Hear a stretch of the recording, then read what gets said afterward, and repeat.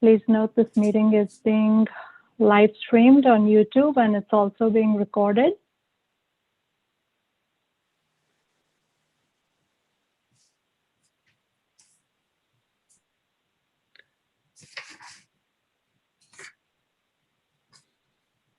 For those who don't know me, and this is your first meeting, I'm Simran Malhotra. I'm a principal at Remy & Associates. We are leading the general plan update for the city of Palmdale. Today's meeting is a joint GPAC and public meeting. We'll go over ground rules in just a minute. But first, I'd like to announce that we have Spanish translation for today's meeting. Avelino, could you announce how to access the Spanish channel? Yes. Buenas tardes. Los que necesiten traducción al español verán en sus pantallas un globito donde pone interpretación. Tienen que cliquear ahí y luego abajo verán que pone español e inglés y le den el clic al Spanish y ahí oirán la traducción. Gracias. Okay. Aram, if you'd like to start that, give folks a minute to join. And for those who are on the phone only, you can press *9 on your phone line if you have a question or comment, and you can also use the raise hand feature if you're on a computer device. And then to lower your hand, you can click the same icon in your meeting controls.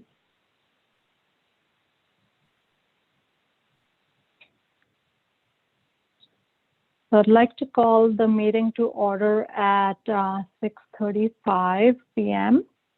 The goal of today's meeting is to continue our discussions on the goals and policies for the general plan update. And today is the first of two meetings on the topics of land use, housing, and mobility. Today we'll focus on land use and housing. And at the next meeting, which is in 2 weeks on July 28th, we'll continue the discussion on land use and mobility. Today, we'll provide you a brief overview of where we are in the process, review what we have learned from the technical analysis and what the community input has been so far, and then review and solicit feedback on the key outcomes, goals, policies, and measures.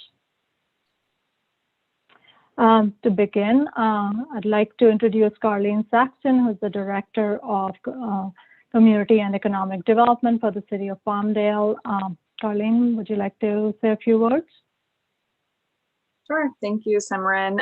Yes, welcome everyone, GPAC members and members of the public. We're very excited for tonight's discussion. We have a very engaged group. I don't know which GPAC members listened to or attended virtually the council meeting, but there were compliments given to this group and your participation. So we really appreciate it, and council sees that. So keep up the good work. So as Simran said, I'm Carleen Saxton, the Director of Economic and Community Development. We also have Megan Taggart, our Planning Manager, Ben Fiss, one of our senior planners, Ruben, who is in our Traffic Division, and then we also have a representative, Drew Pletcher, from our City Attorney's Office. So with that, I'll hand it back to Simran. Thank you, Carleen. I'd also like to introduce some other members of our team. We have Troy Reinhalter and Aram Kamali from Remy & Associates. Aram is helping with meeting logistics, and Troy has been working behind the scenes on the general plan, and he'll help facilitate the small groups later on in the meeting. We also have Veronica Tam and Holly Saffron from Veronica Tam Associates. They are our team's housing experts. Some of you will remember Veronica from a previous GPAC meeting when we were still meeting in person, and as well as from the Planning Commission study session on the housing element a couple of months ago. Let's do roll call next. As I call on your name, if you can unmute yourself and acknowledge that you're here. So starting at the top, Tony Avia. Present. Juan Blanco. Don't believe Juan's here. Lourdes Everett. think Claudius is here yet either. Colby Estes. Present, right here. Welcome. Laura Gordon. Here. Here. Present. Teresa Hambra. Here. Good evening, everyone. Good evening. Matt Harris. I'm here. Aurora Hernandez. I think I've seen her yet. Pat Hunt. Still living the dream.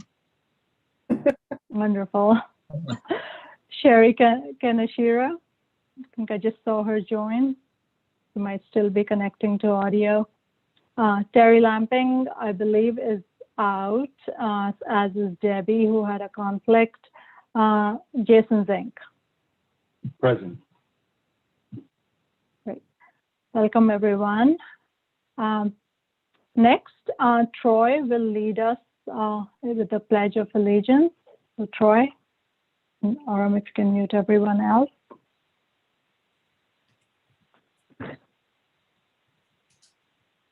Thanks. I pledge allegiance to the flag of the United States of America and to the republic for which it stands, one nation, under God, indivisible, with liberty and justice for all. Thank you, Troy. So the first item on our agenda is the motion to approve the meeting minutes from our last meeting, which was on June 30th, 2021. But before we have a motion, are there any corrections, changes, amendments?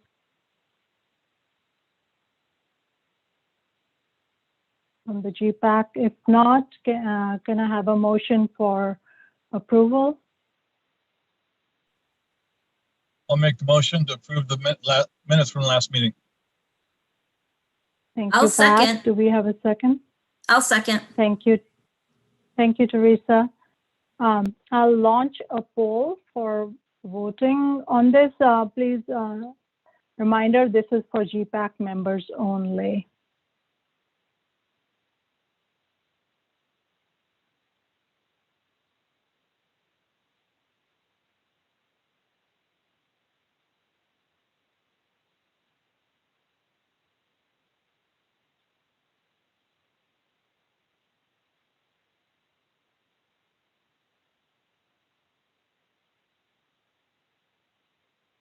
That's all the GPAC members. And it's unanimously approves. Stop share results. If you're still seeing the poll on your screen, you can click on the upper right corner for removing the box from your view. Okay, so let's get started on the rest of the presentation. We'll be stopping several times during the presentation for any questions and answers, questions that you might have. I'll also request that we keep comments or questions brief and short and to the point so that everybody has an opportunity to share. We'll also have several other polls that we'll launch along the way. There will also be time for public comment at the end of the meeting. So members of the public, you'll have that opportunity as well. And then, of course, after the meeting, if you have additional questions or comments, you can send them to the email address on the screen, generalplan@cityofpalmdale.org. So let's start with a couple of polls. Let me just do this. So we have two questions for you in this poll, and this is open to everyone. The first question is, how many general plan related meetings have you attended? The options are, this is my first meeting, 2 to 4 meetings, 5 or more meetings, or I'm a GPAC member. The second question is, how did you hear about this meeting? And please select all that apply. The choices are your Palmdale 2045 website, Palmdale 2045 YouTube channel, Palmdale magazine, advertisement, direct email, I'm a GPAC member, or other. We'll give folks a few more seconds to respond.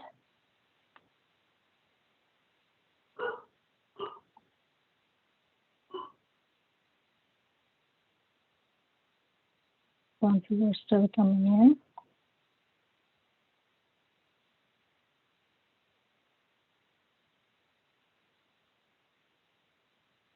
I think that everyone who is going to vote has voted, so let me share the results. So 26% said this is their first meeting. Welcome. I'm glad you're here. Hope you come to the remainder of the series as well. About 26% have come to 2 to 4 meetings before, and a couple of you have attended more than 5 meetings. Thank you again for your participation. And then there are 9 GPAC members here. In terms of how folks heard about this meeting, direct email and Palmdale 2045 website are the most common sources. And again, you can click on the X in the upper right to remove the box.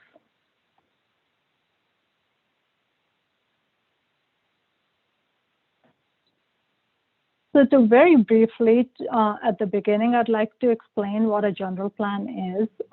As many of you know, general plan is a long-range policy document for the city. And every city and county in California is required to have and regularly maintain their general plan. The plan itself sets forth a 25-year vision for the future, and it builds on community strengths and assets while tackling new and emerging challenges. The general plan guides both future policies as well as development projects and is implemented partly through zoning. The Governor's Office of Planning and Research, OPR, issues technical guidance that tells cities what they must address in their general plans. And the legislature is also regularly passes laws that need to be addressed.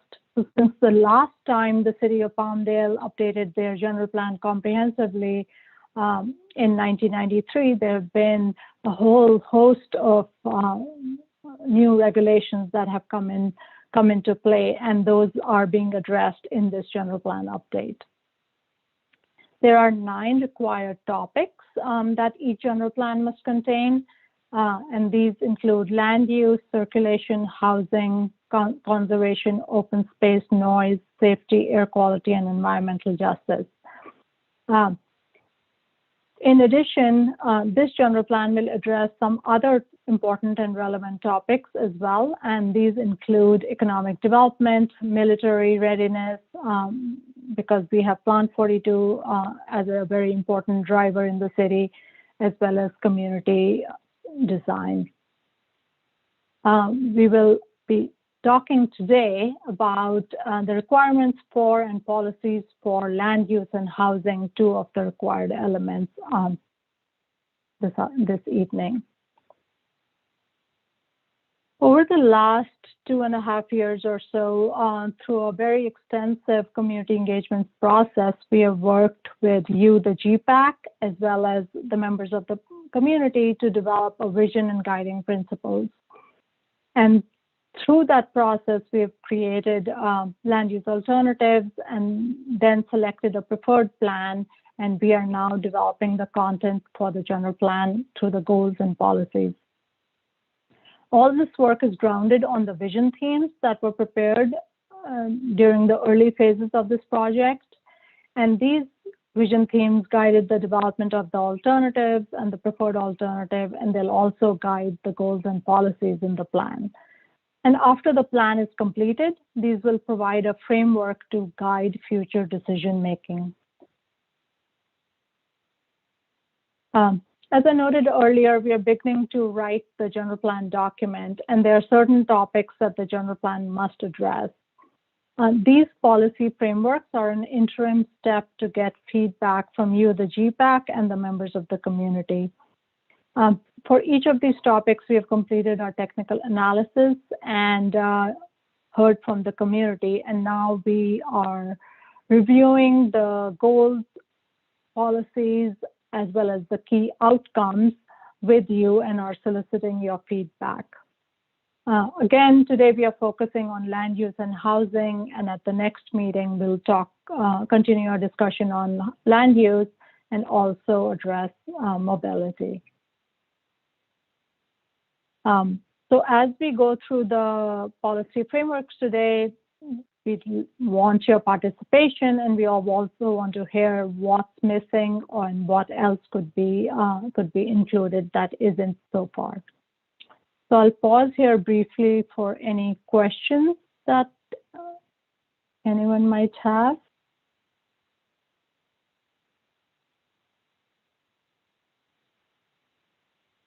Hearing none, we'll keep moving.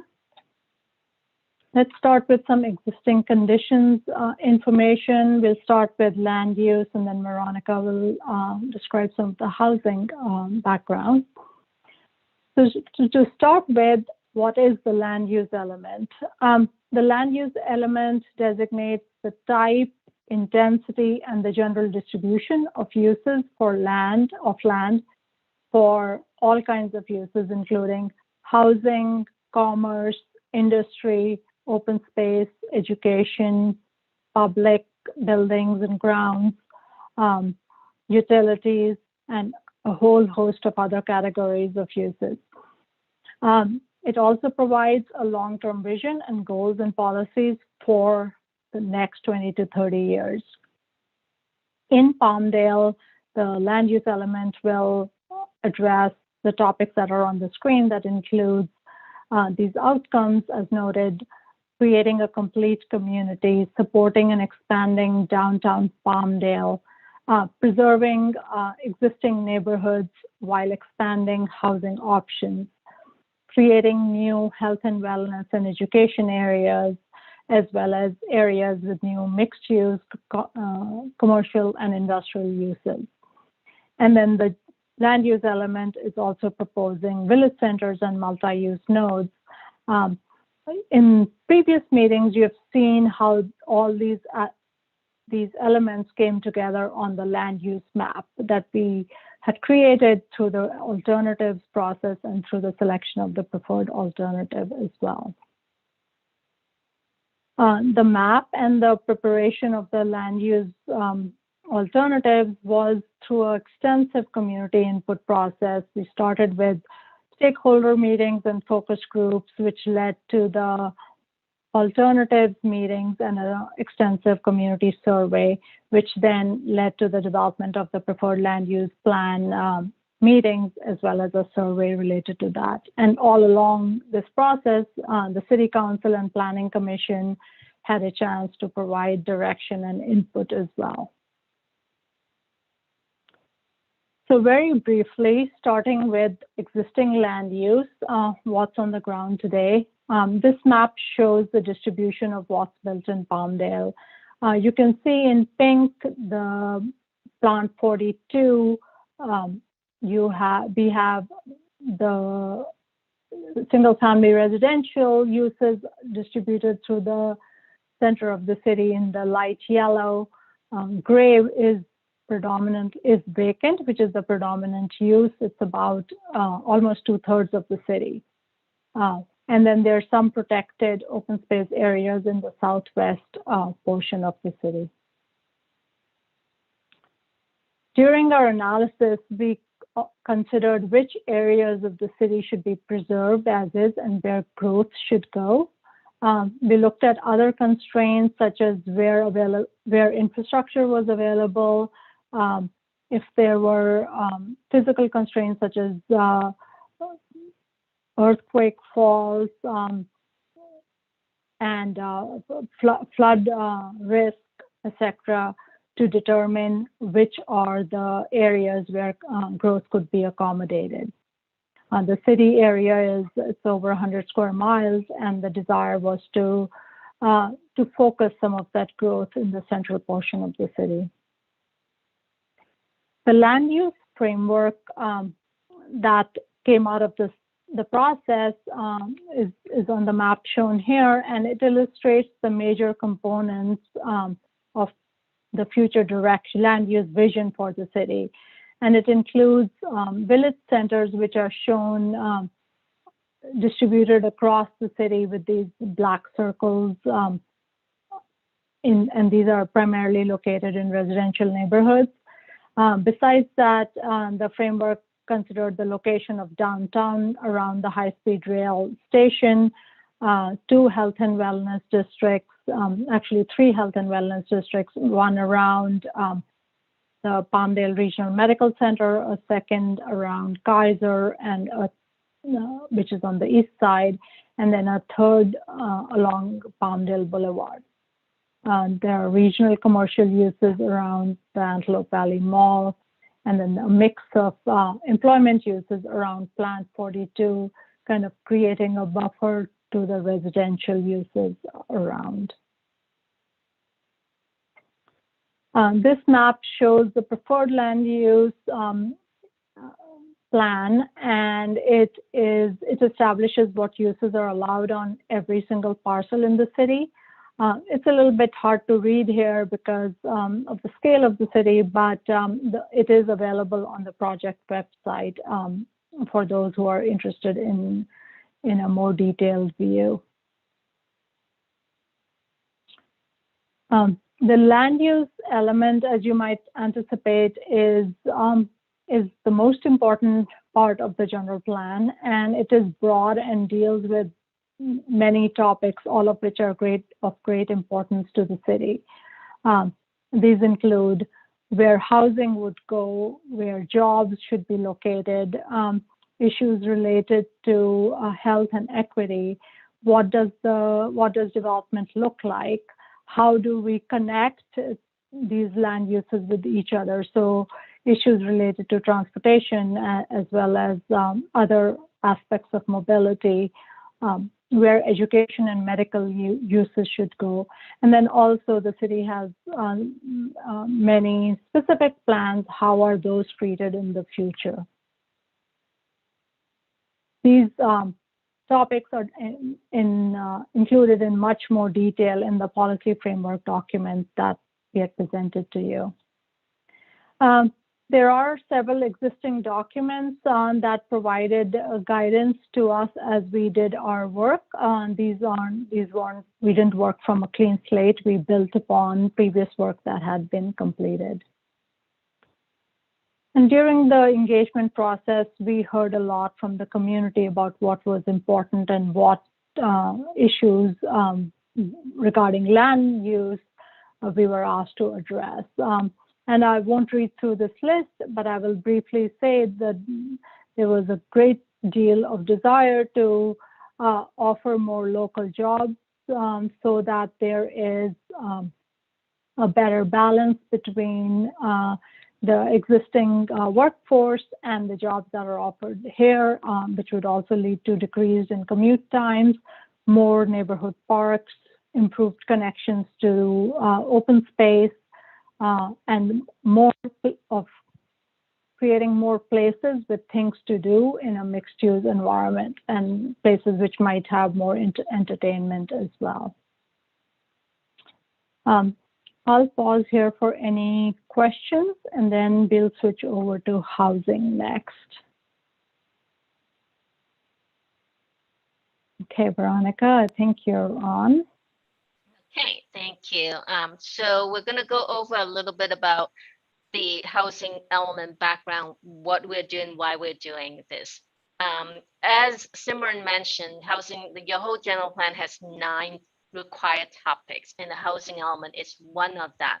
But what makes the housing element apart, different from the rest of the general plan, we'll go into that a little bit further. But the housing element essentially looks at what are the needs in the community in terms of housing needs, not just for the residents currently in the city of Palmdale, but what are the future needs of your future residents that may come to the city. the housing element is different from the rest of the general plan. You notice that your general plan is Palmdale 2045, so it has a planning horizon is almost 25 years. However, the housing element has to be updated every 8 years. So in every time that you do a general plan horizon, you can fit 3 times the housing element update in there. The housing element is subject to statutory deadlines, which is October 15, 2021 with a 120-day grace period.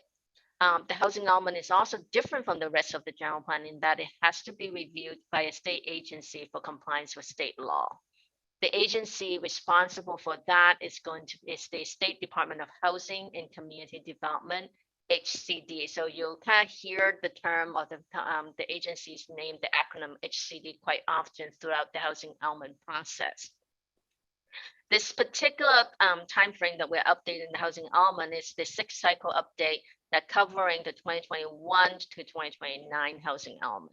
So to some extent, the housing element is being pulled ahead of the rest of the general plan because of the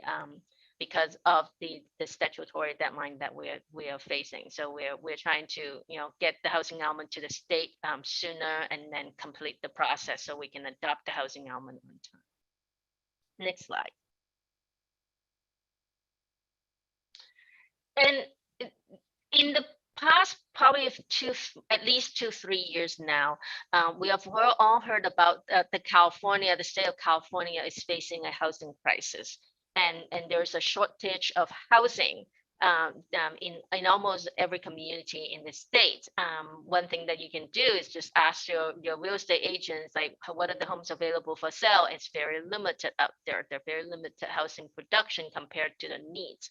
So in response to that housing crisis, the state has come down with a lot of new legislation. And I'm not going to read the bill numbers, but all these bills are really focusing on providing housing opportunities.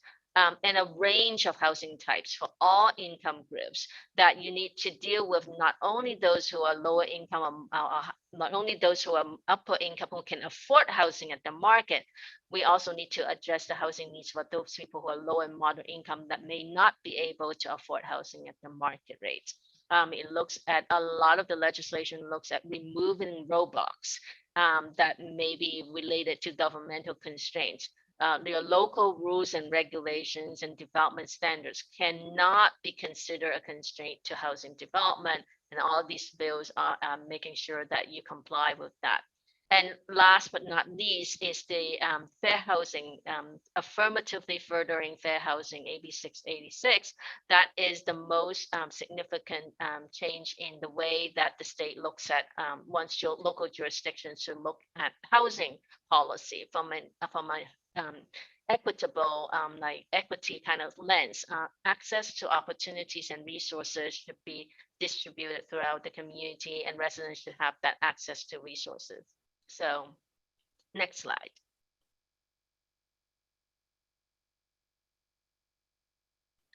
Just a little bit of background. Earlier, we talked about housing affordable to people who are low and moderate income. All of these are kind of indexed against the median income for the county. And for 2021, we are talking about $80,000 or so for a household of 4.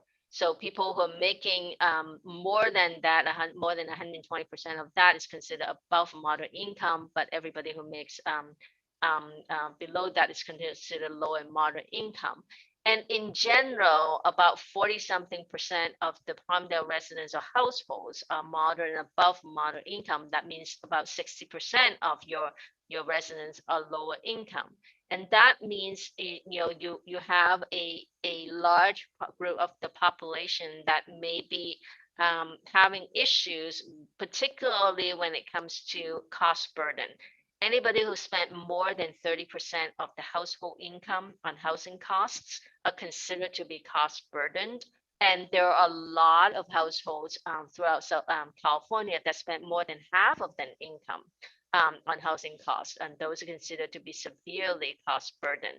And people who are severely cost burdened are less able to respond to sudden change in the market conditions or employment situations, as we kind of witness with the COVID, the pandemic, how they may impact people who are lower income, and with a sudden loss of jobs or income, that a lot of them would have difficulty affording housing because they don't have the ability to have a lot of savings to deal with these rainy days.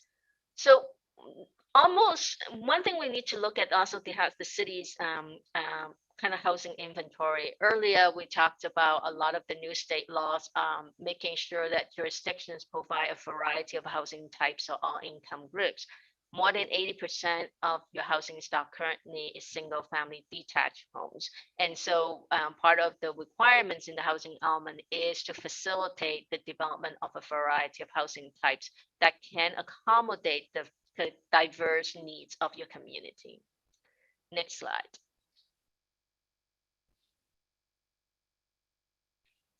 The housing element is very prescribed in terms of content, and also earlier Simran says that, like I mentioned about the general plan has guidelines. The rest of the general plan has guidelines. The housing element has statutory requirements, and it's very restrictive or very prescribed in terms of what needs to be included in the housing element. We need to look at housing options. We need to look at constraints, particularly governmental constraints. Local rules and regulations and processes as it relates to housing development and improvement, they cannot be acting as an impediment to housing production or improvement. We need to look at fair housing, as we mentioned before, affirmatively furthering fair housing, making sure people have equal access to resources and amenities. One of the key components of the housing element is the ability to meet the regional housing needs allocation that's been assigned to the city of Palmdale. That's the amount of growth that the city has to be responsible for as part of the region. How much of the region's overall housing needs the city of Palmdale would need to be responsible for as being part of the region.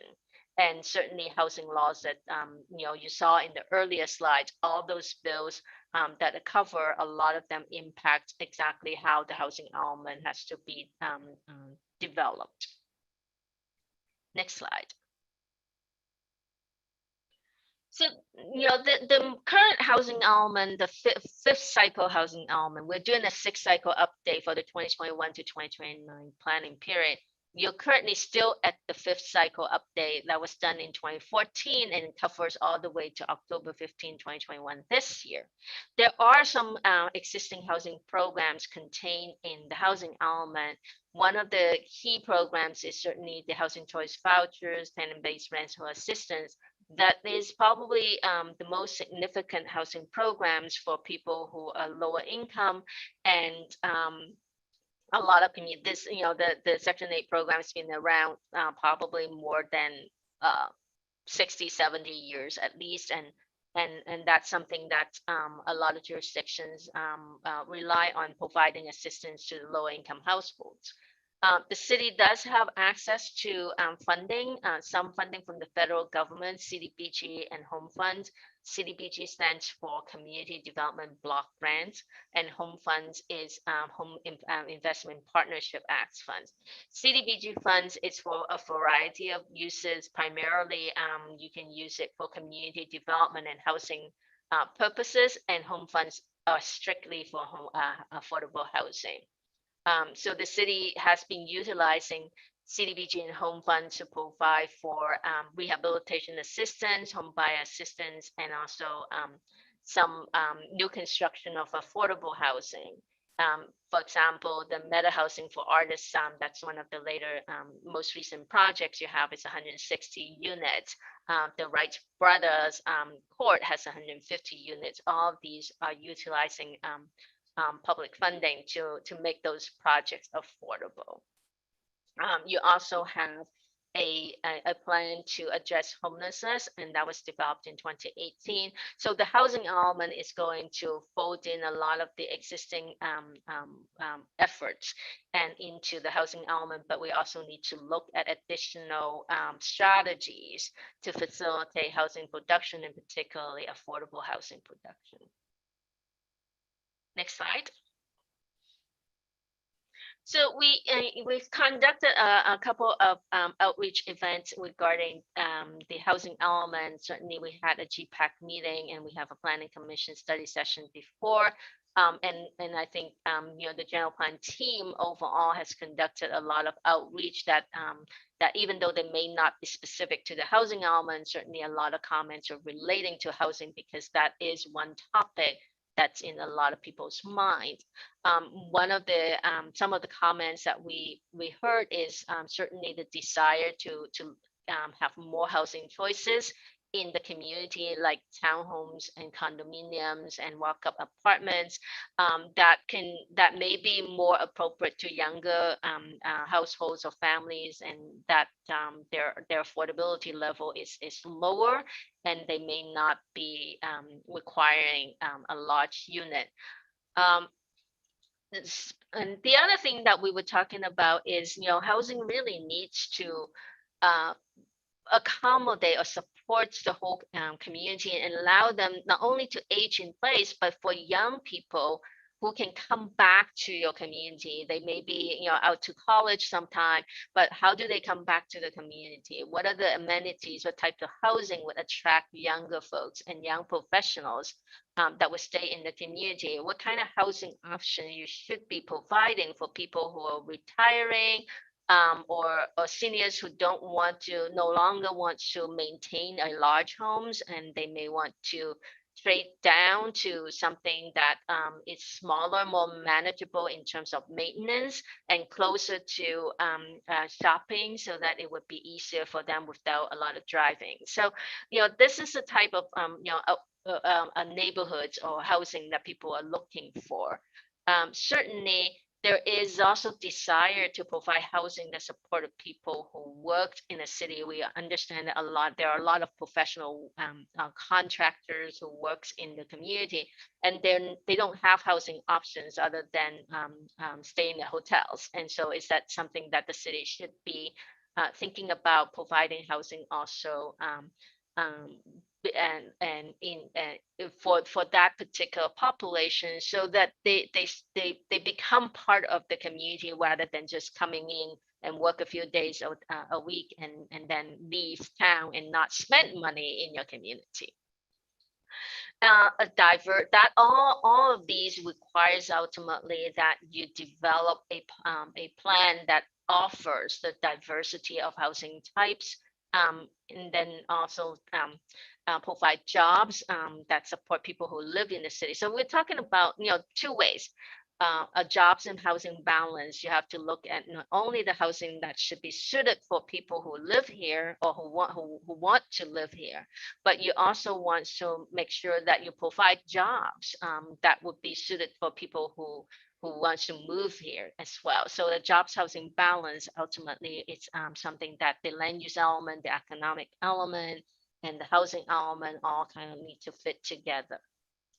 We also definitely need to recognize how the economy should be expanded or diversified, more resilient to crisis or changes that we just recently witnessed also in the pandemic. What kind of economic changes would be fostered by the general plan, and then how do you also create a housing plan that accommodate the changes in economic and therefore change the economy, and therefore changes in the type of jobs available, the affordability level, and therefore the type of housing. Okay, and then lastly, making sure that there's infrastructure to support new development. Next slide. So that's the existing conditions for the housing. If there are any questions.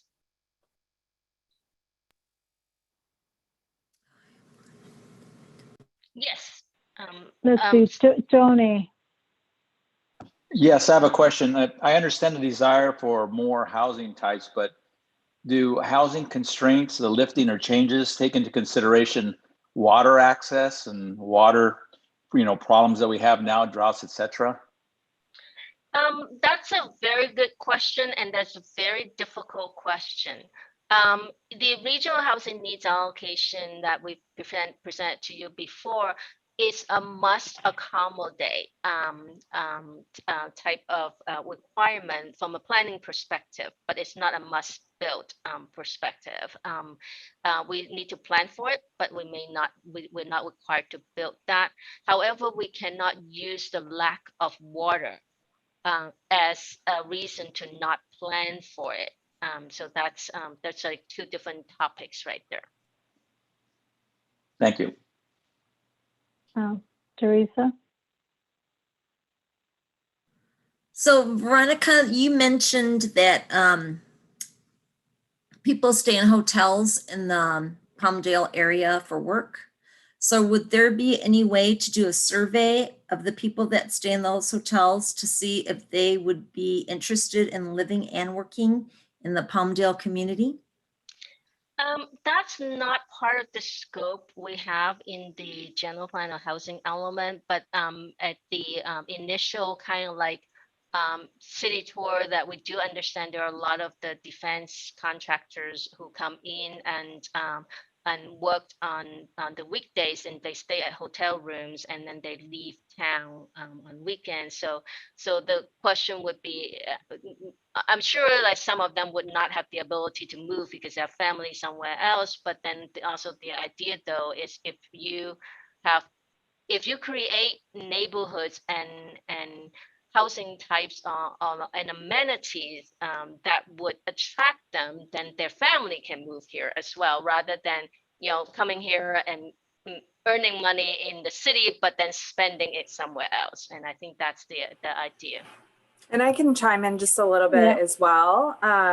So we actually in the Economic Development Division do surveys actively at all of our hotels with the hoteliers, and they provide us the information that the people who visit there and stay there, whether or not they work locally or if they're just there on a business trip or whatever it is. And as part of that information, we have been experiencing people giving feedback in the comments section saying that they would prefer or actually move into a home should a various option be provided rather than a large lot single family home. So there is feedback that we're receiving. Most of it was prior to COVID, but we're reactivating those surveys. So it's something that division does frequently.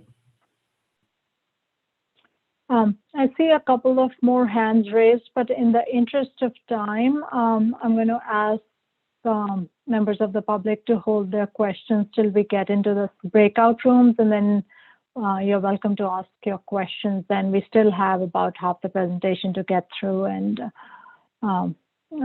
being sensitive to time and be respectful of all your time. So now that we have established the context for goals and policies on these topics, let's get into a little bit more detail about what the framework actually is.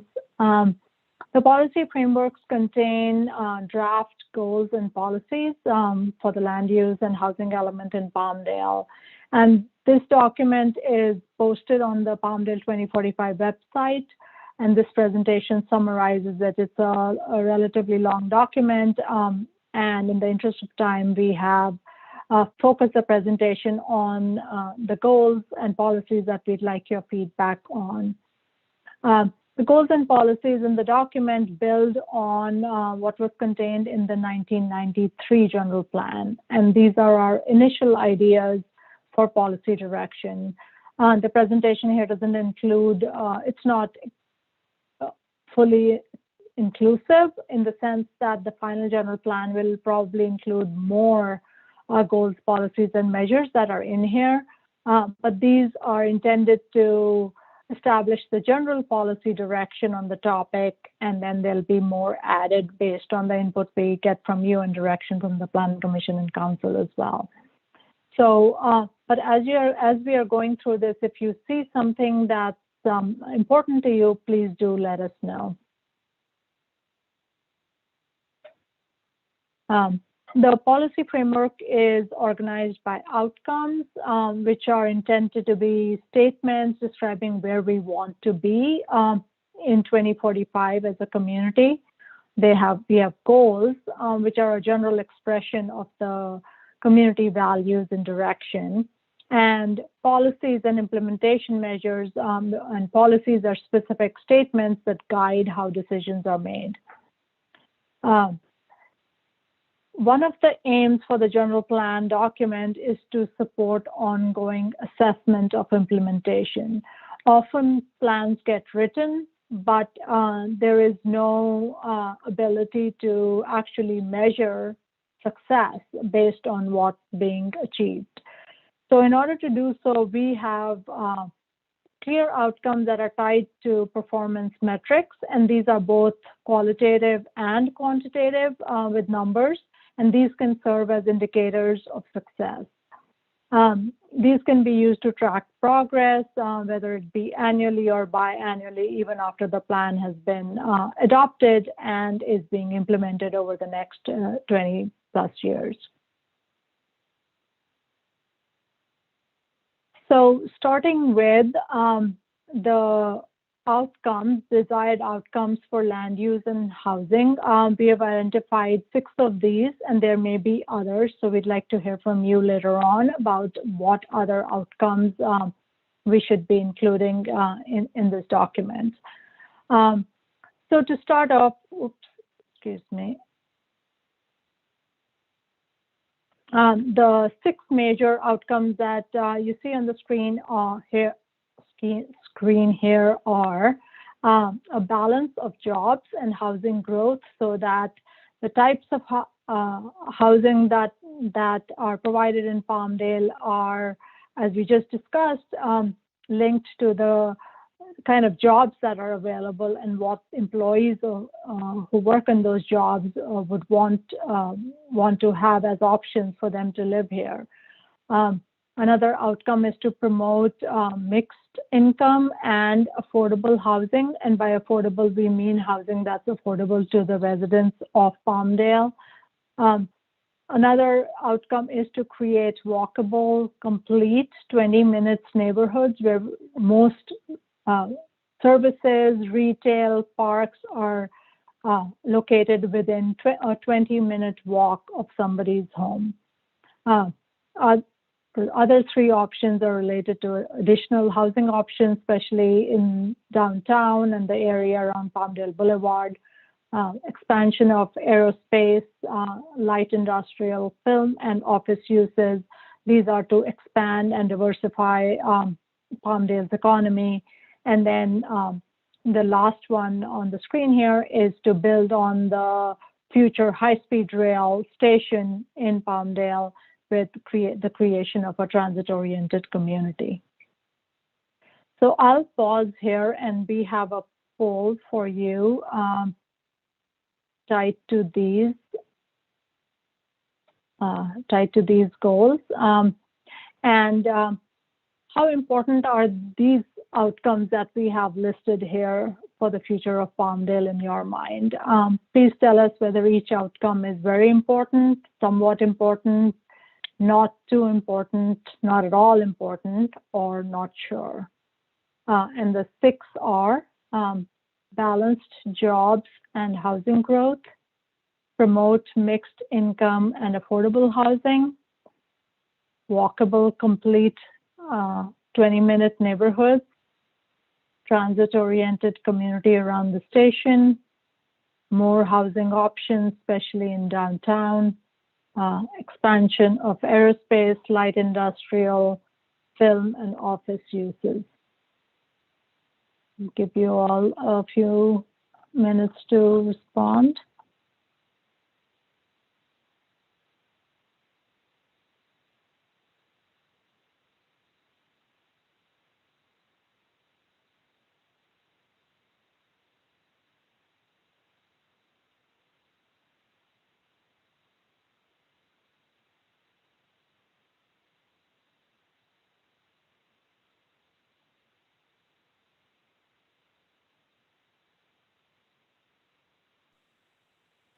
Simran, I have a question. Yes, please. Go ahead, Teresa. When you say downtown, are you talking about, what area are you talking about? That's a very good question, Teresa.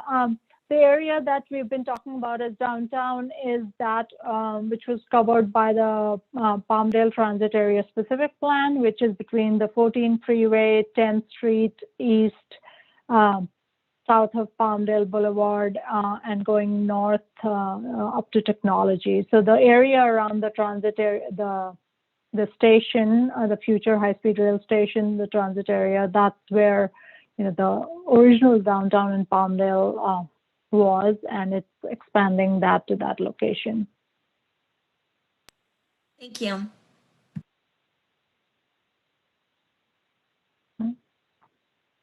Okay, I think we have all the responses we're going to get, and I'll share the results really quickly.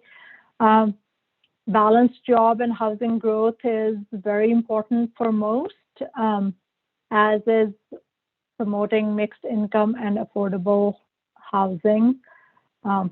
Walkable, complete 20-minute neighborhoods are very important as well.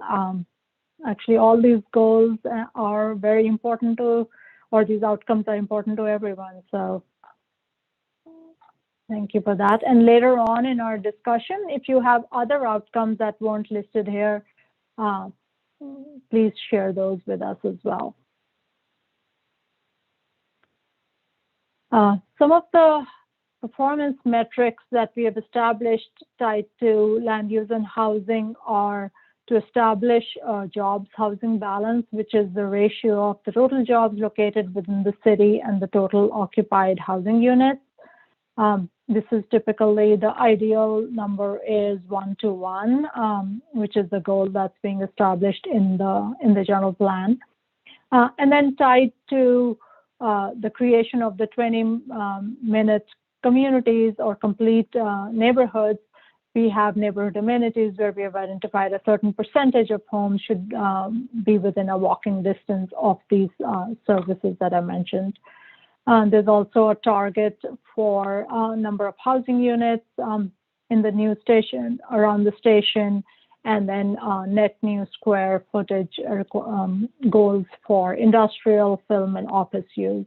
These are all tied to growth projections, which are developed with the Southern California Association of Governments projections for growth over the next 25 years, as well as some of the work we have done internally as a team with our economists, and of course with city staff input. So let's go over the goals and policies. The policy framework has 22 land use goals, and 12 of those goals are listed here. We'll get into detail on 4 of those today in the interest of time, but please review the document and provide feedback on the full framework. The 4 goals we are talking about, or 5 goals rather, are related to complete neighborhoods, or urban core infill, educational and health and wellness districts, as well as village centers. One of the major themes of the general plan is to make Palmdale a complete community and to create complete neighborhoods. A complete community is one where residents are within easy access of services, retails, and parks. This can happen as new neighborhoods are built, but existing neighborhoods can also accommodate, become complete neighborhoods with the creation of village centers that I'll talk about briefly in a couple of slides. We also, complete neighborhoods also have improved options for walking, biking, and transit travel within both new and existing neighborhoods. The urban core infill goal is focused on directing future growth to the central portion of the city. If you recall earlier on, I had presented the map which showed the areas of change. And these are the areas where services and infrastructure is already present for the most part. The policies encourage development in these areas while disincentivizing development in areas which are physically disconnected or don't have infrastructure or have other constraints. Village centers. Hola, putas que pedo, vengo bien alterado a la verga, no sé qué chingados estoy haciendo aquí. Village centers create a place for residents in surrounding neighborhoods to go to for their daily needs. These also can have residential uses, possibly senior, and these can be in a vertical or horizontal mixed-use format. These can also have areas for public services, plazas, courtyards that are accessible to the public, near schools, and are connected to the adjoining neighborhoods with pedestrian and bike facilities. Other policies that are tied to village centers include design strategies that Su pinche madre ya me tengo que hacerme. Other elements include, design strategies that enhance the unique identity for each of these village centers, and then also creating appropriate transitions to existing residential neighborhoods. The two other elements that emerged from the engagement process are the desire for more education and medical facilities distributed throughout the city, creating more equitable access for all residents. And as such, we have 2 locations for education districts and 3 health and wellness districts, which were described in the land use plan map.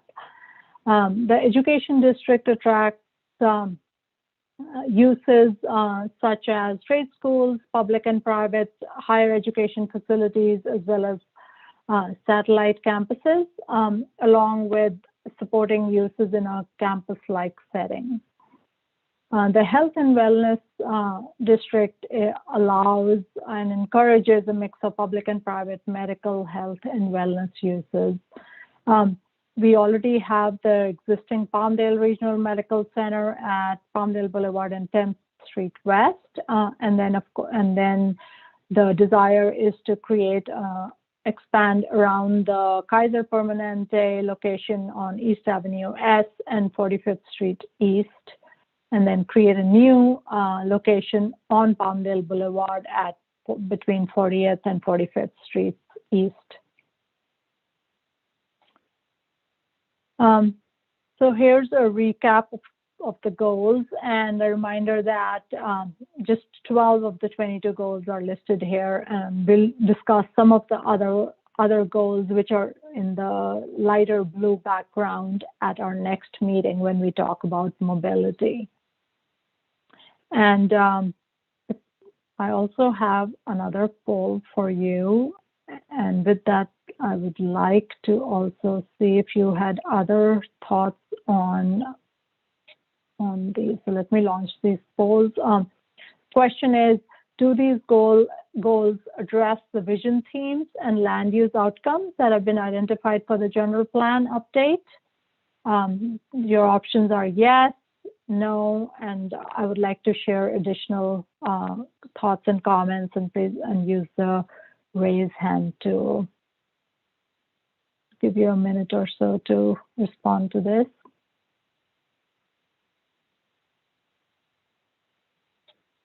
And again, I think in the interest of time, I might say hold your thoughts till we get to the small groups, because I'd like to get to allow us enough time in those groups to have a substantive discussion.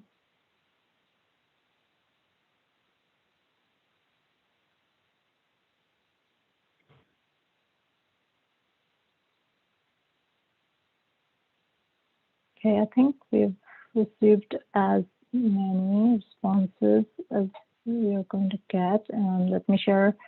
So for the most part, the answers are yes, these goals do address the vision themes and outcomes.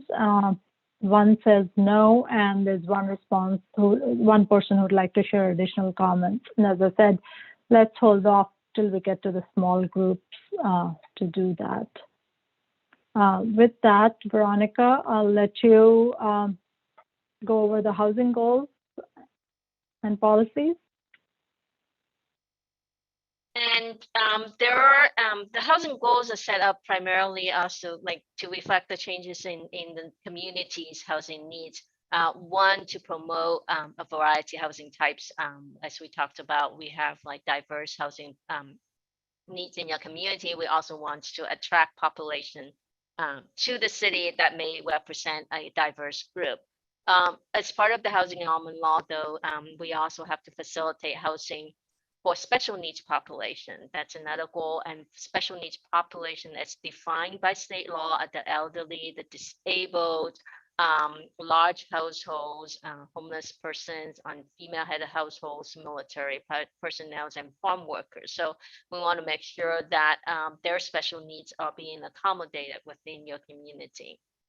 Another goal relates to addressing the housing needs in a way that by mitigating or removing governmental constraints and making sure that your governmental rules and regulations actually foster production of housing.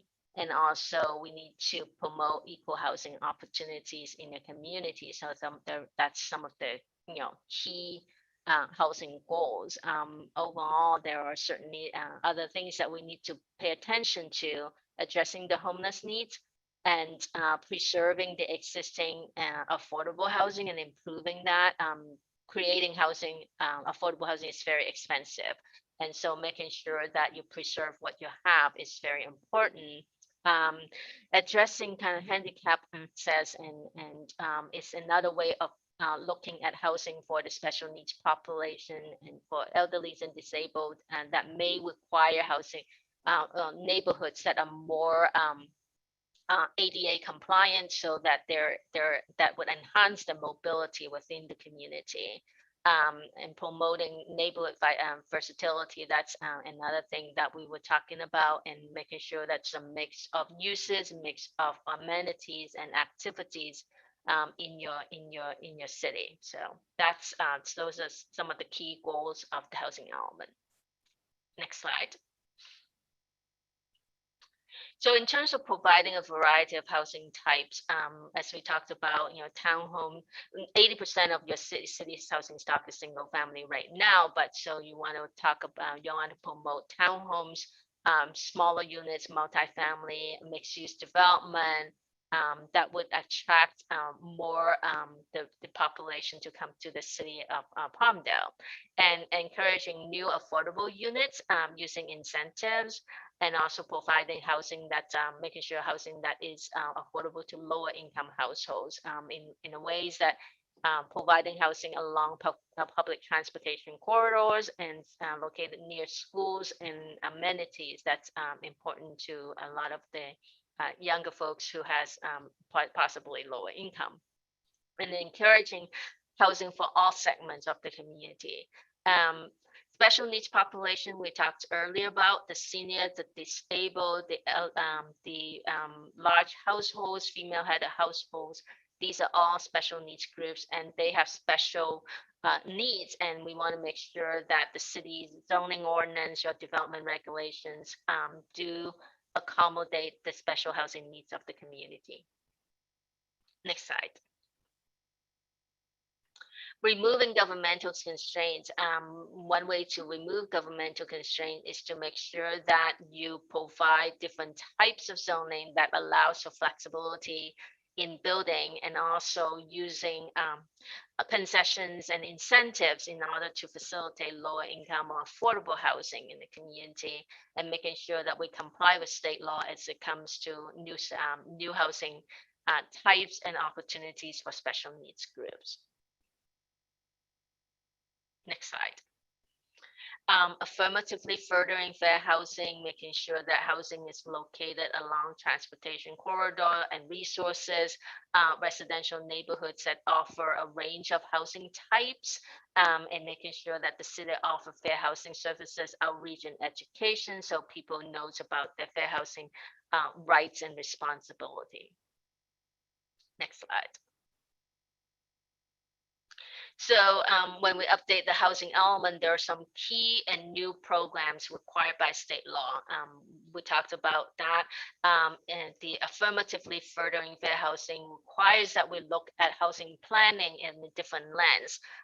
Outreach and education about fair housing is important. Anti-displacement, new opportunities, and housing that kind of promotes mobility within your community, and place-based strategies for neighborhood improvements. How do you bring amenities into certain neighborhoods so that they complement the new housing opportunities that you're building? By right approval with projects with 20% affordable, that's new state law. As we are updating the general plan, we're creating a lot of new opportunities in the city. And if that happens, part of the state law requires that we kind of promote housing by allowing housing to occur, affordable housing projects to occur by right if 20% of the project is set aside for lower income households. That's state law. Next slide. And again, like we talked about, how addressing the special housing needs group is very important. Some of the things that we need to talk about in the new housing program relates to emergency shelters, low barrier navigation centers, that's housing for the homeless while they're waiting to be transitioned to permanent housing. These are people who are going through a lot of life skill training, maybe job training, and financial kind of training in order to get them ready to permanent housing. So this is a place where they can be staying while they're waiting to be transitioned to permanent housing. We also need to deal with streamlining affordable housing, like we talked about earlier. So those are some of the key changes to the state law, and we have to reflect that in the zoning code of the city's plan. Next slide. So I think recapping, these are some of the goals in the housing goals in the housing element. We just want to do a poll and see how you think, which ones are the most important to you.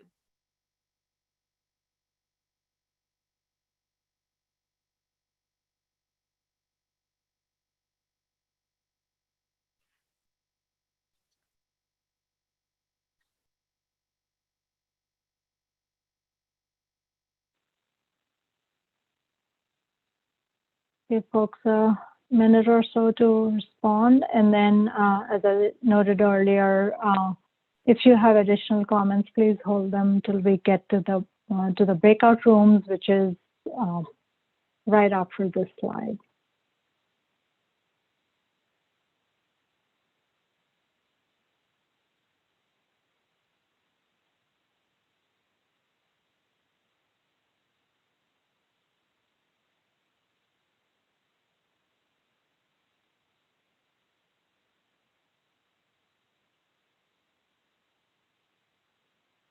Okay, I think everyone who's going to vote has. I think there's some who have additional comments to share, but for the most part, everyone agrees that these goals do address the vision, themes, and housing elements, and there's one person who doesn't think so. So we'd love to hear from you more in this small groups. Okay. So we've spent a good amount of time providing information to you, and now we'd like to hear from you. What we are going to do is we'll break up into two groups. The GPAC members will stay in the main room, and the members of the public will go to a breakout room. Ben Fiss from the city, Troy Reinhalter, and Holly Safran will be in the small group with the public, and there'll be a facilitated discussion. We'll have about 30 minutes for it. And then Veronica and I will be in the main room and continue the discussion with the GPAC members. That is what's being live streamed to YouTube as well. The meeting host will invite you to join the breakout room. You'll see a pop-up window shortly. Please click accept to join. you'll be disconnected briefly, and then you'll connect to the new breakout room. While Aram is getting that ready, in the small groups, we want to hear from you about these 4 questions that are on the screen, and we can answer any questions you might have about the presentation as well. The questions we have for you are there any other outcomes we should consider, any other policy ideas that we should consider and include? And then of what we have shared, what resonated the most? And then if there's anything else you'd like to discuss regarding these topics. At the end of the 30 minutes or so, we'll do a report back. One of the facilitators will do a short report back to the larger group, so you can hear what the other group had to say. And then we will be do a recap for the night, and that's it. So Aram, if you're ready, if you want to send folks to the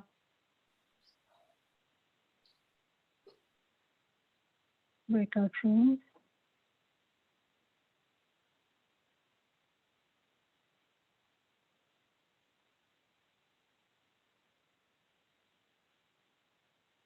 Okay, I think everyone else has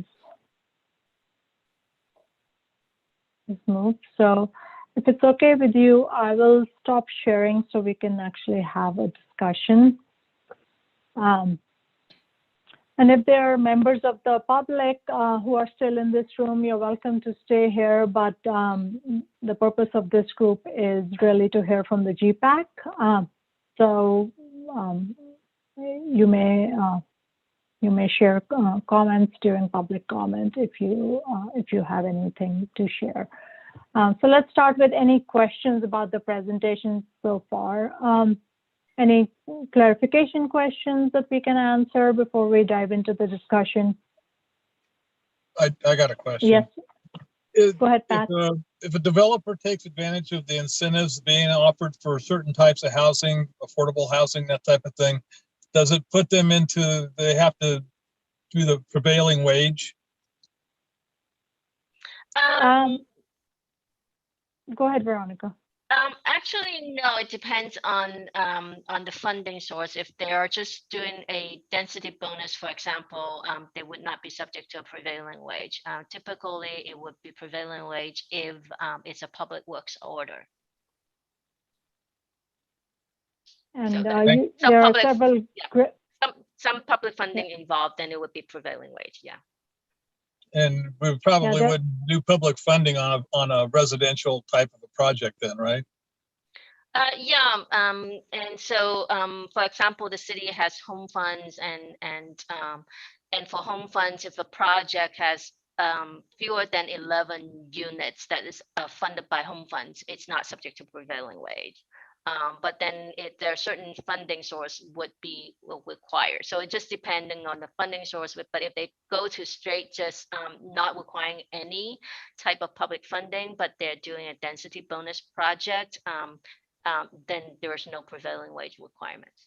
Currently, all of our affordable projects that we've processed through the city do require prevailing wage. It's very rare at our city that it's not triggered because of the number of units and because of the multiple buckets of funding that they choose to use. So it like Veronica said, it's not, always, but so far currently we are having to require the prevailing wage. It's rare that people would voluntarily do affordable housing without public funding. So I guess that would be one way of saying it.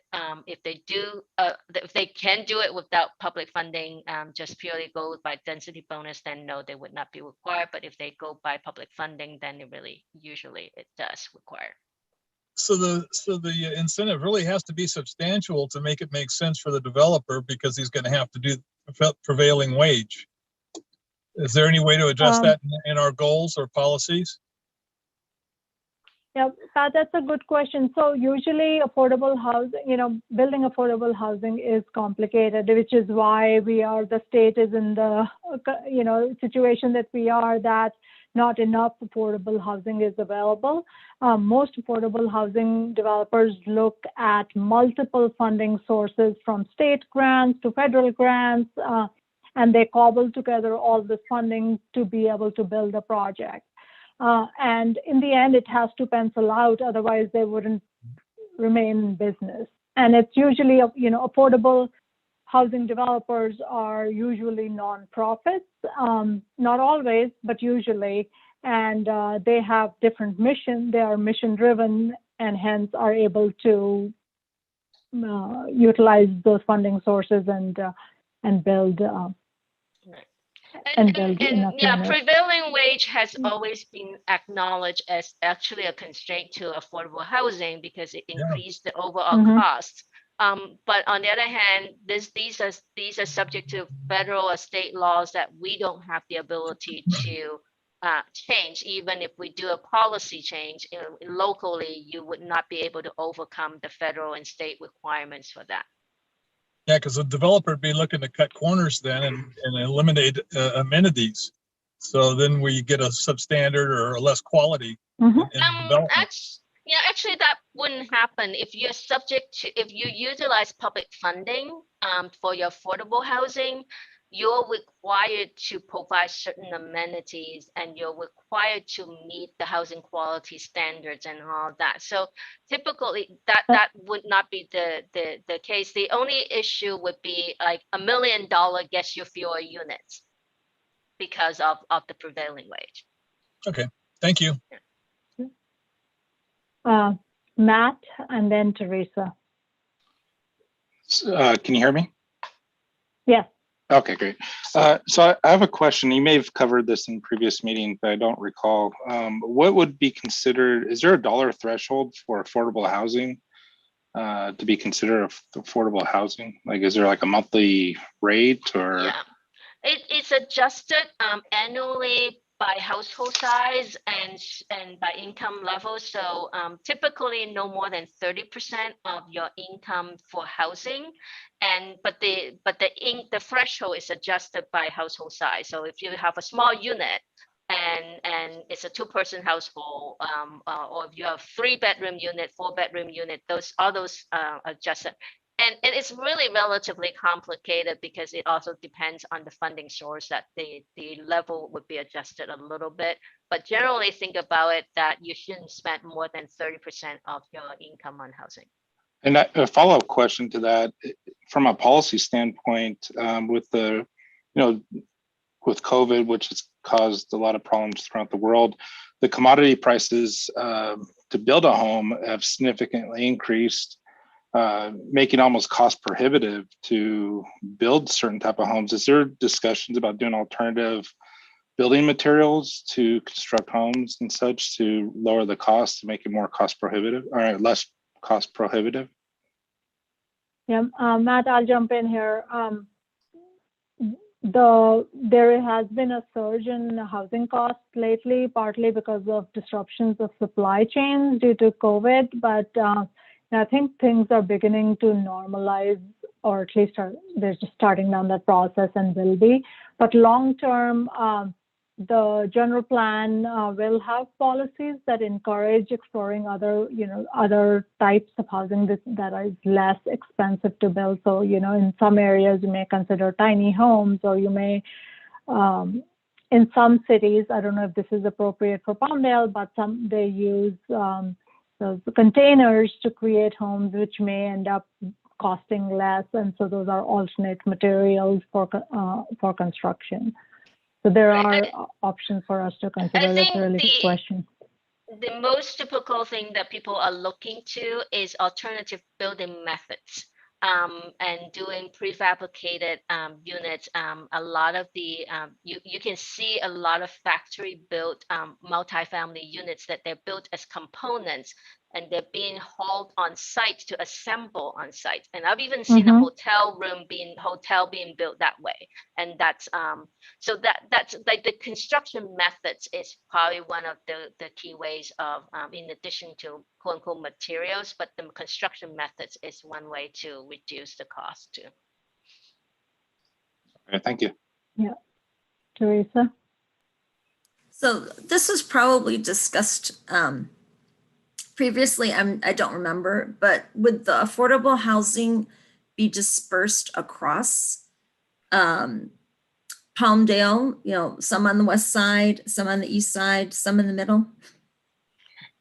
Well, the housing element actually doesn't dictate where affordable housing is going to happen. We putting the city has a lot of like available land, and they're all zoned in a density that is feasible for affordable housing. But I think the goal of the city's policy certainly should be to look at encourage affordable housing on partnership with nonprofits to make sure that there is a more dispersal distribution of affordable housing throughout the city. And I think that's in a policy standpoint on how to implement or how to fund affordable housing projects in the future, that should be a criteria.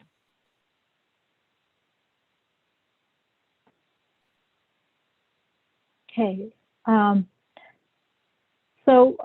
If there are no other questions, then let's move into the discussion phase. So are there... Yeah, I just had some comments. This is Jason. On the land use goals, there was no mention of preserving desert habitat.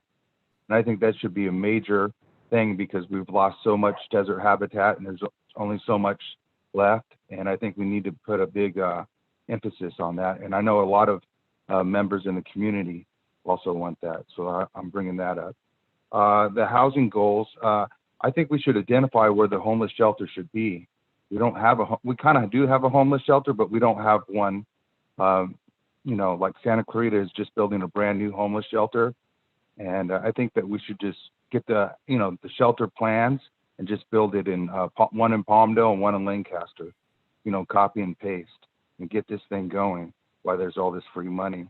The other thing was, plus the most important thing for a homeless person is where they can take a shower. And that's why I always thought parks should have shower stalls in there. Plus, if you're exercising and stuff, you get a shower head, you can put your head underneath it so you don't get a heat stroke, The other thing is we just approved a 100-unit apartment complex on R and Division, and there's no swimming pool. And I think when we're building these, allowing these developers to build apartments without swimming pools, then the city needs to provide a public swimming pool. And I think there needs to be a policy on that. I can't imagine any kid or any person in Antelope Valley that would live without a swimming pool. I just can't, can you imagine being a kid and not have access to a swimming pool? I don't think that's right. And also on the prevailing wage, that one housing development on 60th and Avenue S, they just got a loan from the state. Now, would that force that development to be prevailing wage? Because that's affordable housing, but they were getting the loan through the state. So maybe you can answer that. And that's it. Thank you, Jason.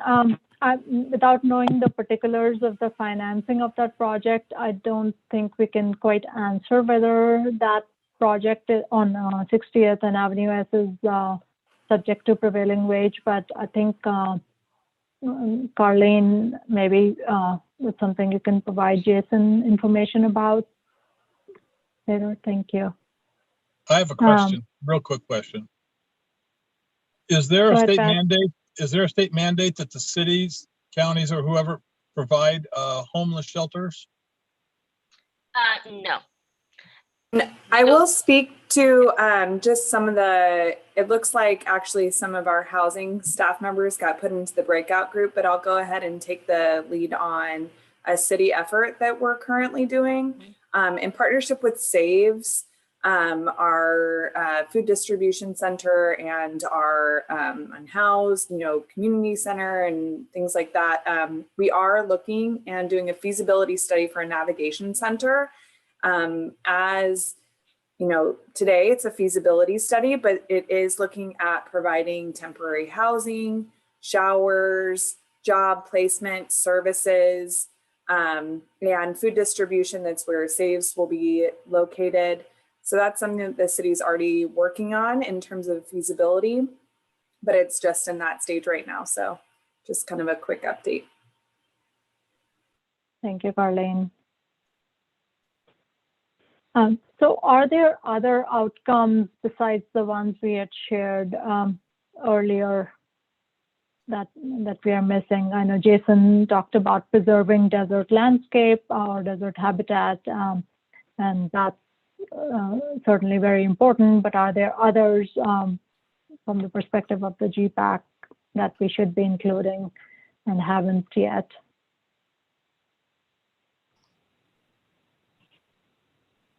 I have just one quick comment again. The other comment is, like Corson Park area, I call it the village area.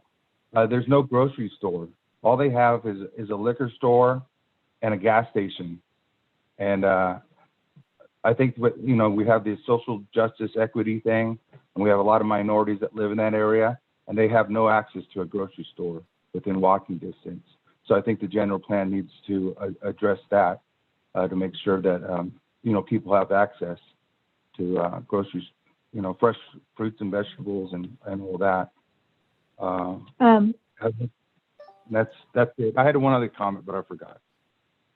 Okay, well, if you remember, go ahead and share it with us. But the whole notion or the idea of creating complete neighborhoods and village centers is so that all residents across the city will have access within 20 minutes or so to, that's walking, to area with neighborhood retail and grocery stores, which would improve access to fresh foods. That is certainly something that's really important to the city. Go ahead, Matt. Just real quick, and then Colby next. I'm not sure if it falls under this topic. We kind of touched upon education, but I know it's a big focus of our city council and city staff. But removing that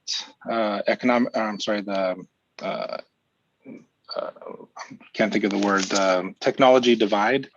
Not having proper bandwidth at homes, and it goes for businesses as well. And I don't know if that falls in this category, but I think, as we move into the future, 25 years from now, it's not going to be 5G, but, making sure we have the infrastructure ready for that growth.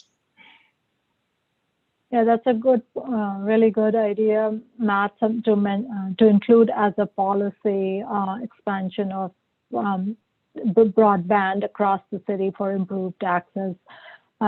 I know the city has been exploring some options to do just that. Colby? Sorry, I just have a question. Watching the budget and the city council and the Measure AV meetings, I know there's a big talk about centralized community centers and things like that are, I call it JJ Dome, I guess, but some of those kind of things that are kind of going to probably be rolled out here. How does that lay on top of all of this general plan and things like that? Is it in conjunction with this? Is it separate than this and it kind of wraps around it, or what? Because if they pick a big area and build this big thing and we have all of these thought processes that are being laid out, how does that just kind of fit, or is it fitting into this general ideas? Yeah, that's a good question, Colby. I think it is intended to fit in with the overall general plan. The location, the general plan doesn't specifically locate any specific use on a specific parcel, but what it does is it plans for certain types of uses to be located in certain parts of the city. The concept of the village centers also includes the potential of creating community serving resources, like a community center in those village centers for easier access. I know JJ has talked about creating a larger center as well, and something like that could fit in very well in several of the land use designations or districts that are already designated on the map. Lourdes? You're muted. Hello. Sorry for being late today. I had another meeting. and that ran over. You know, I'm listening to the building, the prevailing wages and things like that. Now, once all of these wonderful housing buildings have completed, now I know that there are still many people who have not risen to living wages. Are there going to be some sort of funding to be able to help many of those folks to get into these what we so-called affordable housing, which many people still will not fall into those categories? Are there going to be some sort of, like I said, funding, grants, a low interest that's going to be provided to the people? Thank you. Veronica, do you want to answer that in terms of what kind of programs might be utilized to address that concern? Sorry, can you repeat what you're saying? What kind of program might? I couldn't hear it. Sure. So Lourdes is asking that what kind of programs might allow folks who can't afford to buy into or rent even the affordable housing because of the disconnect between what's considered affordable housing and what people's incomes actually are? I think that is a very difficult issue. In some cases, you're right, affordable housing has established rent levels, and the rent levels may be considered affordable and still not affordable to a lot of people who have zero income or just basically retirement income. And we certainly have run into that a lot. That is difficult. I think, unfortunately, what it does means is that the overall housing, affordable housing needs to go, certain parts of the house, affordable housing needs to go into a deeper affordability level. And with the focuses not just on low income or even very low income, but extremely low income. So certain parts of your affordable housing programs or funds needs to address the extremely low income. The trade-off is that between you go to the deeper subsidies and you reach the extremely low income households, the amounts of subsidies required are just going to be larger, which also means that you're going to have to deal with fewer units. You can with the same amount of money or funding that you have, you can only deal with fewer units. So a lot of communities are looking at the housing programs and setting aside certain small, at least certain percentage of the affordable housing goals to extremely low income. But the other way to think about that is to look at what are the ways that you may be able to do to generate affordable housing funds. And I think that's something that we need to talk about as a community, like what are the ways to generate affordable housing funds? Thanks, Veronica. Jason, I know you had a comment.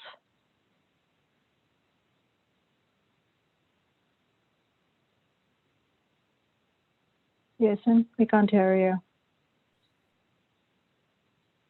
The Dry Town Village, I think that needs to be designated on the general plan map. You have vacant land that surrounds Dry Town Water Park. I think one corner is already zoned commercial, and I think the properties around it would be perfect for townhouses or apartments or that type of thing. And also, I'd like the general plan to, if it's possible, to designate community parks, future community parks on the map, and also future desert habitat parkland on the map.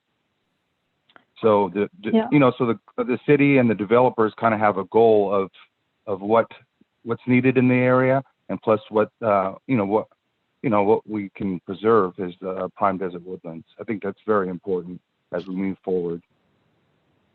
Yeah, Jason, those are both good points.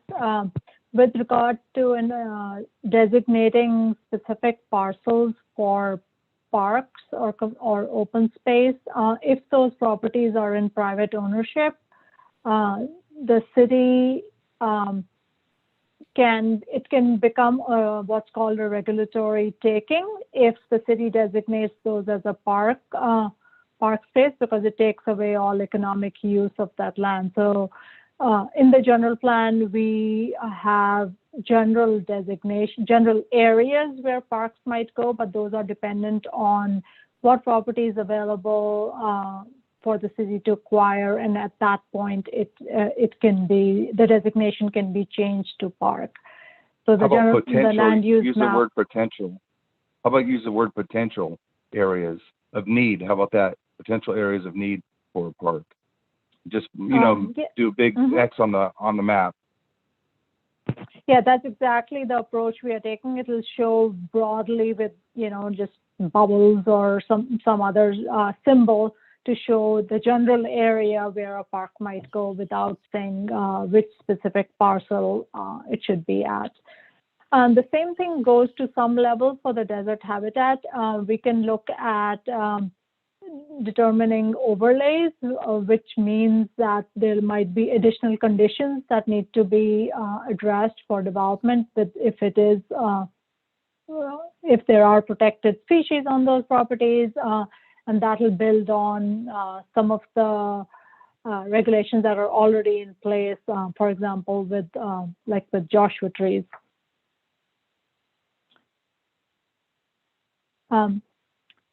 So I'm just doing a quick time check. We have another 5 minutes or so. Aram, if you want to send a note to the other group that we have about 5 more minutes. But in the time we have, are there other ideas that you haven't either read in the document or heard in the presentation today that we should be thinking about for the land use and the housing elements to address?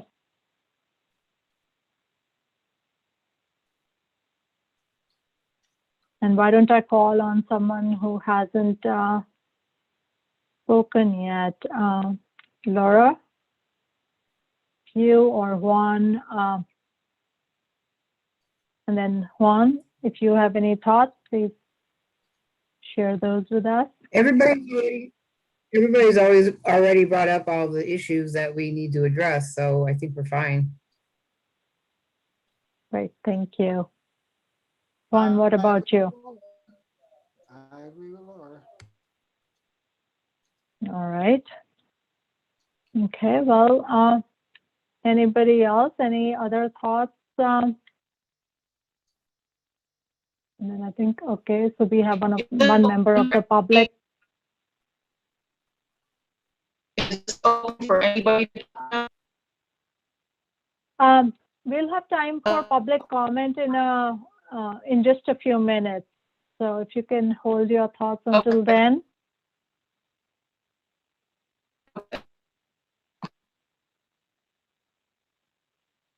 While we are waiting, I'll also add to Lourdes in response to your question. The city can also consider incentivizing, providing additional incentives for building extremely housing units that are targeted towards the extremely low income categories. Those can, over and above what the state already allows. So you could provide additional density bonuses, waivers of certain requirements and standards, and fees for building those type of units. So that's certainly something that's up for discussion for inclusion in the housing element and the general plan. Okay, I think we'll have folks beginning to come in. Other comments, thoughts?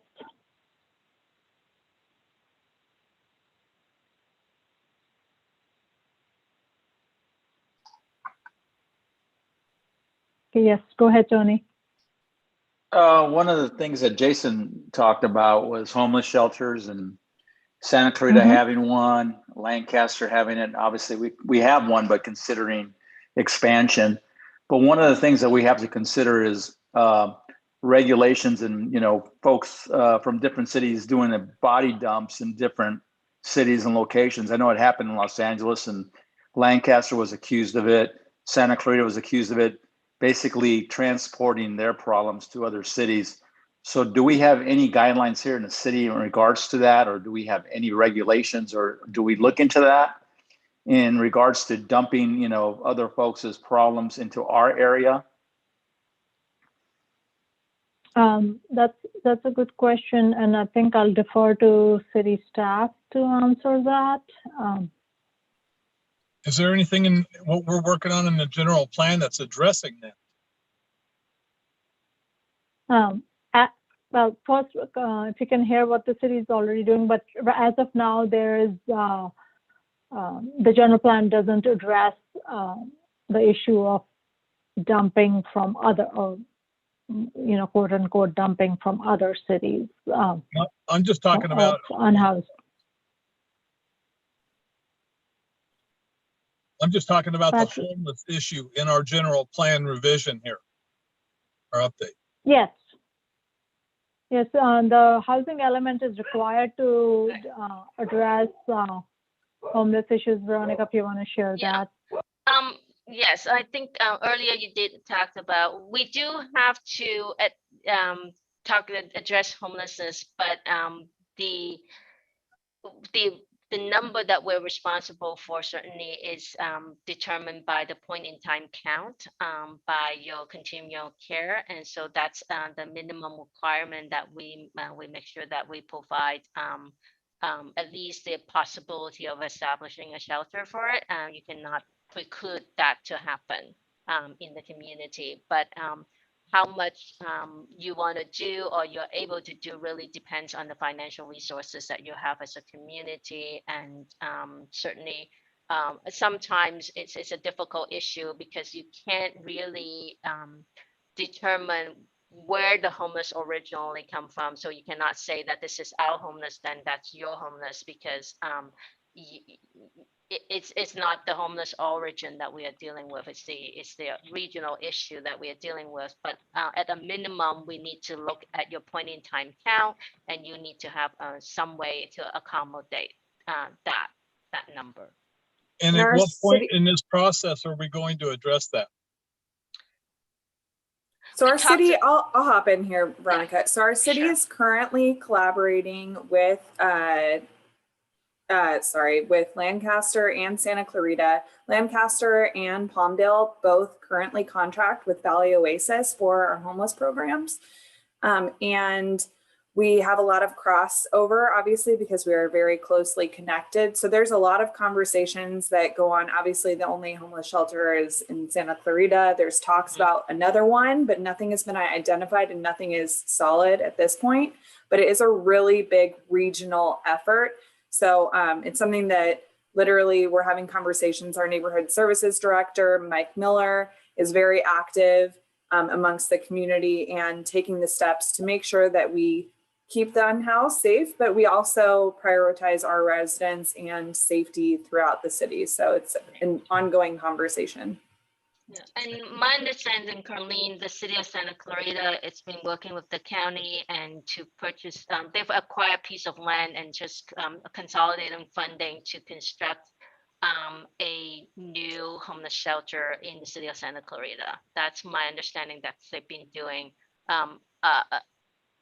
I know the land is already acquired and they're waiting for funding from the county. That's our understanding as well. Can I jump in again? I know that in LA, it was a big problem. For instance, county jail, federal prison, they're all in downtown Los Angeles, and it's no different than a homeless shelter. People go to jail, they get released to the area, they become the area's problems. And I know that's why people were against prisons in Lancaster, and because you get people that are released in the area, you get people that move to the area to be closer to the inmates, and problems continue or problems increase. And I think that's a big concern, probably for Patrick as well as myself and a few other folks when it comes to not monitoring the homeless problem, not so much the homeless problem, but the actual, allowing folks to transport their problems to us because we have a homeless shelter, or there's no guidelines, or there's no regulation, there's no big brother, looking over the process. And I've seen this many times, and I'm a little suspect about it. And that's all I have. Well, let me kick Measure A couple of years ago. It was something that Lancaster put forward, and it failed big time because the citizens of the Lancaster, and I'm going to say Palmdale too, don't want a homeless shelter. They don't. You build it and they will come. So I'm going to end my thoughts there. Thank you, Pat. And I think we have the breakout room participants back in the main group. Doing a quick time check, we want to do report backs. We'll do one for the breakout room, and Troy, will you be doing it, or is Ben? We want to keep it really short because we want to have time for public comment. I can do it. Okay. Thank you. Yeah, so we had a good group, about 14, 15 people. One of the outcomes we wanted to emphasize was the college educational facility, make sure that that is potentially highlighted as a key outcome. There was great support for the idea of bringing folks closer to the amenities. The 20-minute neighborhood out idea was supported. For the policy ideas, there was interest in making sure that we design blocks that are walkable, both new blocks in new developments and existing neighborhoods, looking to increase the sense of pedestrian comfort and connectivity. There was an interest in looking to improve the aesthetics and design of the neighborhoods of the city to create a more cohesive sense of architecture and design. There was comments about neighborhoods that could be cleaned up, and the sidewalks and the streets could be upgraded and enhanced. That could revolve around trash receptacles and other programs. There was interest in having the city support infrastructure expansion to support local businesses and property owners. And there was a great deal of support for more parks and trees and bringing green space naturally into the housing and the city's neighborhoods, recognizing that Palmdale is special and keeping the beauty of the area that is special for Palmdale. Great, thank you, Troy. And then for the main group, I think Megan will do a quick report back. Sure, thank you. So we talked about the importance of preserving desert habitat and designating certain areas where we're going to have parks and open space, ensuring that there's adequate access to goods and services that are within walking distance for communities that might not have access to individual vehicles. We also talked about expansion of broadband across the city to ensure that there's improved access for everybody. And we talked about programs to help those who can still not afford affordable housing. And then some of the additional policy ideas that we should consider are the use of alternative building materials to reduce construction costs, the possibility of spreading affordable housing throughout the city rather than locating it in specific centralized areas, and then avoidance of transporting, oh, sorry, hold on, not that one. Let me just finish. And then we talked about, future development of a shelter and the importance of acknowledging and providing services for our homeless population. Thank you, Megan. So it seems like there were a lot of common themes between the two. And I'll, in the interest of time, let's go to public comment. We'll keep it short, a minute each. There were several who had raised their hands earlier. If you want to raise your hands again, and then you'll have a minute to share your thoughts.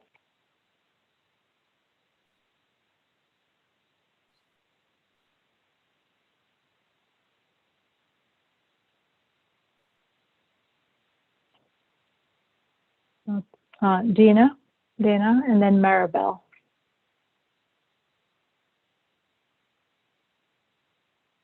Go ahead, Dana. You're muted.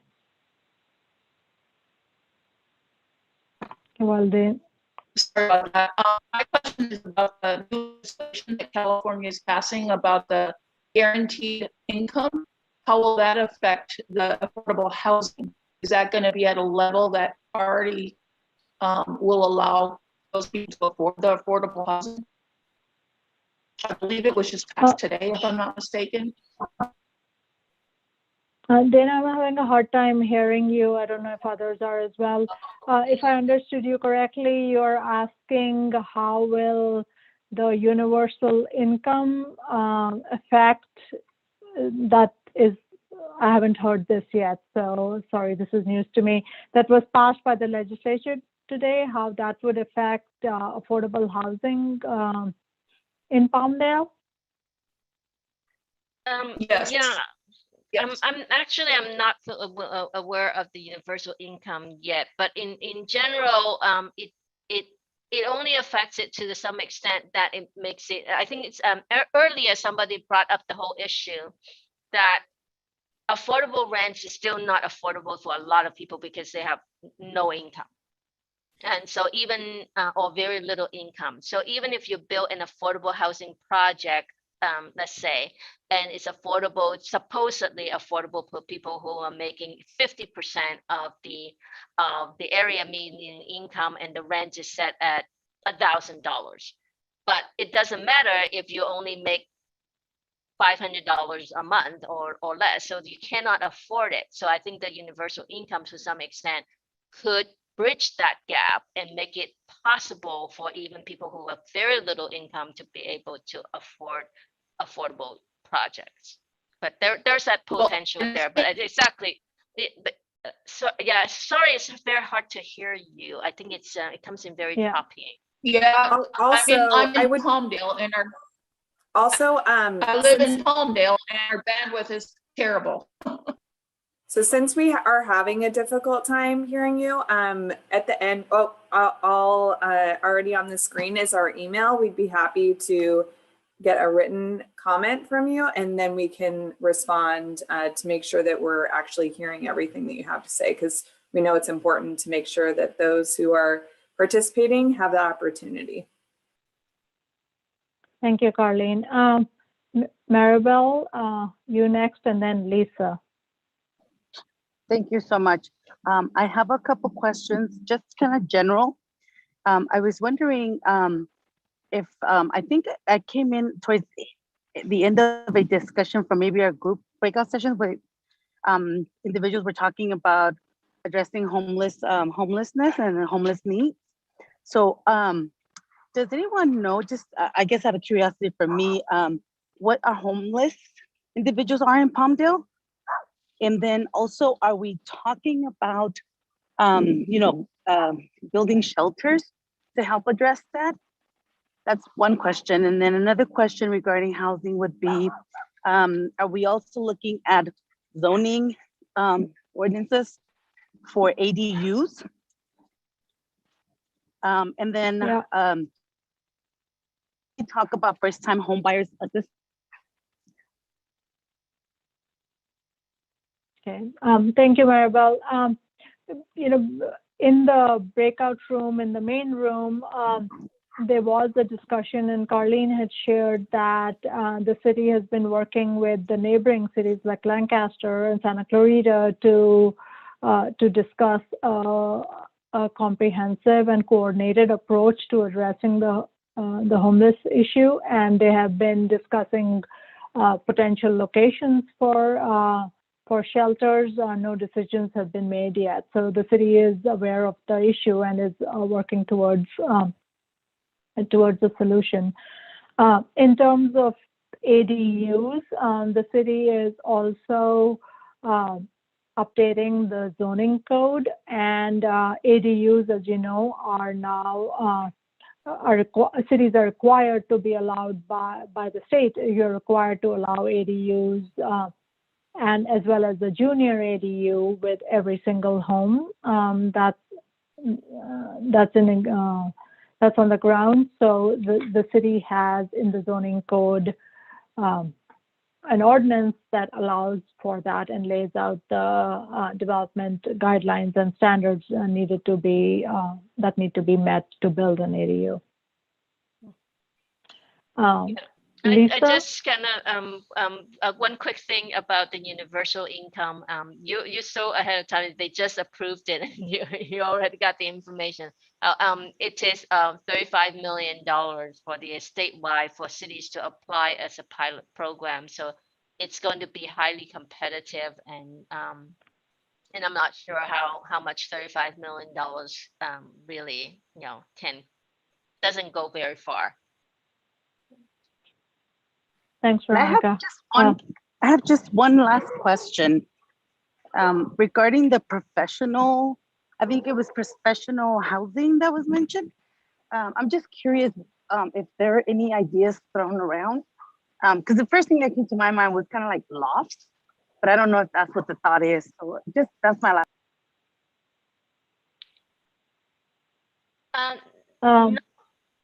Go ahead and comment on that. Sorry, Veronica, I'm going to stop you right now. I think, Maribel, I think that's a very interesting question, and I apologize, but I think we'll have to take that question offline, and we can, if you send us your information through the website on the screen, we can have that discussion then, and we can also carry on this discussion at our next meeting, which is in 2 weeks on the 29th. I do want to give Lisa a chance to share her comment, and then I want to go over some additional information before we wind up for the day. We're almost out of time, and as I said, I'd like to be respectful of everyone's time. So Lisa, go ahead. Question. Thank you. So I was going to say, if we kind of continue the model that we're doing now, where you afford to buy a house, and then that house becomes your capital, and then the houses rise in property value, and then there's going to be people that are not going to be able to afford to buy a house. So what I'm thinking is we just can't let the system act naturally to solve our problems of homelessness and the job shortages. I think that the governments can only do so much. I kind of think that the big corporations that employ these people, so for example, like when Amazon comes into town, which I heard they're going to come in again at a second site, maybe they can do subsidized housing for their employees. Maybe they can build houses that their employees can buy from them. You know, we've got to figure out a new way of doing things. And if these corporations are going to take over, we need to hold them accountable. And I know that the city can only do so much, and the city still has to do planning, and the city still has to follow the guidelines, et cetera, et cetera. But that is just my opinion. I think that we need to do things differently in the future. Thank you. Thank you for your thoughts, Lisa. Appreciate it. Okay, I think that's all the public comments we have. Very quickly, with regard to next steps, besides being able to download the document and review it in greater detail, the policy frameworks for this topic, as well as the others that we have already discussed, are available on the Palmdale 2045 website, and you can provide direct feedback there. So there's a link which Aram will share in the chat right now, directing folks to get to this page. And when you get here, you can click anywhere on the document to add a comment. There's a bubble that shows up. So you see, this is the example with the safety element, which we talked about a couple of meetings ago. When you click on the bubble anywhere, you'll get this drop-down box, which allows you to provide your name, email address, and then add your comment. You can upvote other folks' comment or add a response to that, and it can be a suggestion or a comment.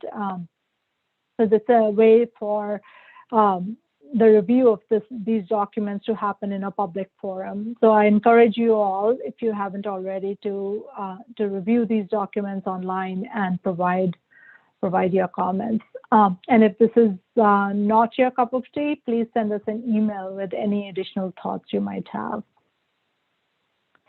And then lastly, I just want to remind everyone, we have 3 more meetings scheduled. Our next meeting will be on Wednesday, July 28th. It's the part 2 of this meeting. There, our focus will continue with some of the land use policies, but also spend a good amount of time focusing on mobility-related goals and policies. Then on Thursday, August 5th, we will be discussing economic development and military readiness. And then finally, on Wednesday, August 11th, we'll talk about health, equity, environmental justice, parks, and public facilities. The overall arc of the project is that after these policy framework meetings are over, we'll continue the preparation of our draft general plan. We are also working on the environmental impact report, and we expect to bring the document for public review end of the year, early part of next. And then over the following few months, we'll go through the adoption process. So with that, I'd like to thank you all for your attendance today. I know we ran a little bit over, so I appreciate your patience in staying on for that extra time. And I hope to see you all next time. Please bring a friend, a colleague, a neighbor, encourage them to join. And have a good night, everyone.